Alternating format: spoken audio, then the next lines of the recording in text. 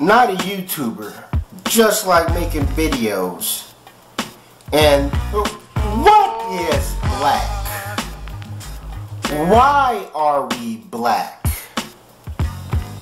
Have my ideologies been flawed?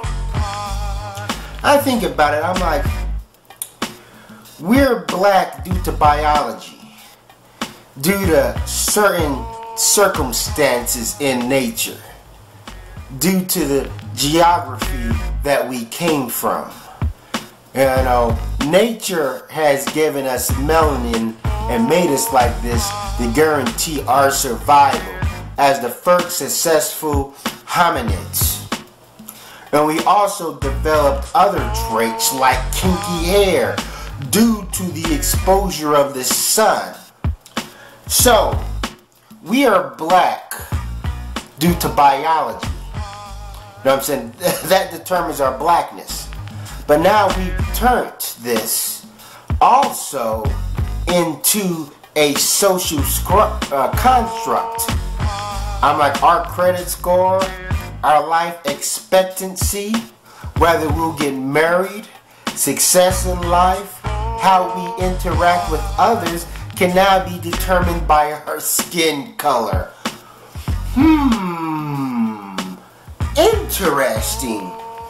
So, since, you know what I'm saying, we no longer live under the same conditions that made us black in the first place, are we obligated to stay black? I'm just saying. I'm like, human beings, well, us in the modern world, in first world countries, spend more time indoors than we do outdoors. You know, and we were turned, you know what I'm saying, this color, gain melanin, is due to, you know what I'm saying, going back into the Paleolithic days. You know, our early ancestors had to be out there hunting, you know, and and surviving. You know,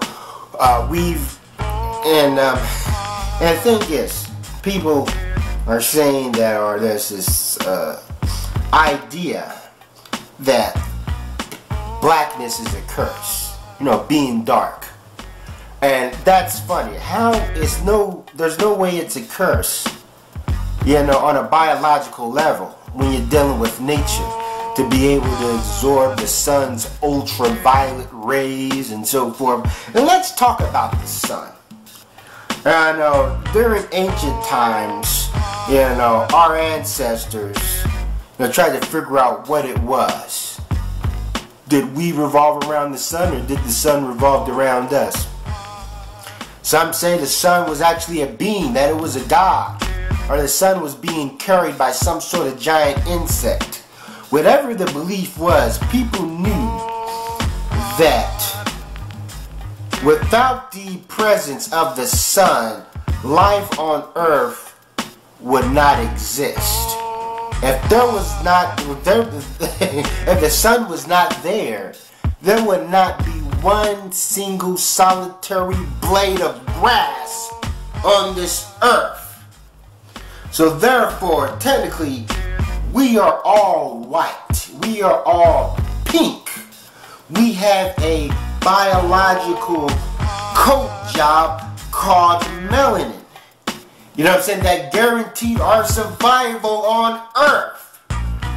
And then the whites want to call us subhuman. Or people call it, not just white people, just call us subhuman. How the hell can something be subhuman when it has an extra ingredient that some humans are missing? I'm telling you, it doesn't make sense. And people have decided that lighter means that you're more enlightened. Somehow your skin complexion can determine your intelligence. This is complete, utter madness. And we also decided that white or lighter is the standard of beauty, not just with black people. If you go to any country, the television stations, like you go to India, they got Bollywood. They put down, they always display the lighter skinned actor, the lighter skinned model. And in India, you know what I'm saying, lightning cream is I'm like, it's big there. You know what I'm saying? It sells like hotcakes, even though it doesn't technically make your skin lighter. It only makes, because their concept is that, you know what I'm saying, when we were born, our skin complexion is lighter than what it is now when we were a baby. Yeah, you know what I'm saying, that's true. So therefore, this cream, this ointment, will turn your skin complexion back to how it was when you was born as a baby, but you have to constantly put it on. I'm like, it's ridiculous that people think that, you know what I'm saying, lighter is better. You know, we see it in here with black people, we see it in Africa. You know, and the thing is, in nature, first of all, let's look at eye color. You know, most blind people, or just about all blind people, their eyes are gray.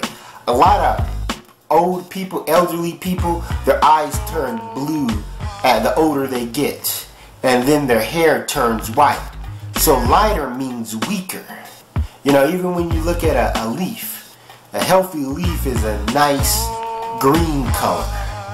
You know what I'm saying? Then it turns yellow, orange, red, and falls off and die. So therefore, why do us human beings have this backwards type thinking that, you know what I'm saying, being recessive means that you're stronger? It makes no sense. And let's look at white people. I admit, white people who have a tan, who has a good tan, not one of them burnt, uneven tans, it looks good on them. You know what I'm saying? That's their standard. Their standard of beauty is getting a tan. And I'm not saying that white people get tans to look like black people. I'm like, there's all kind of melanated people throughout the earth. But if you put so much stock in your whiteness, your skin color, then, you know what I mean, then why change it? You know what I'm saying? And so forth. Why turn it even slightly darker?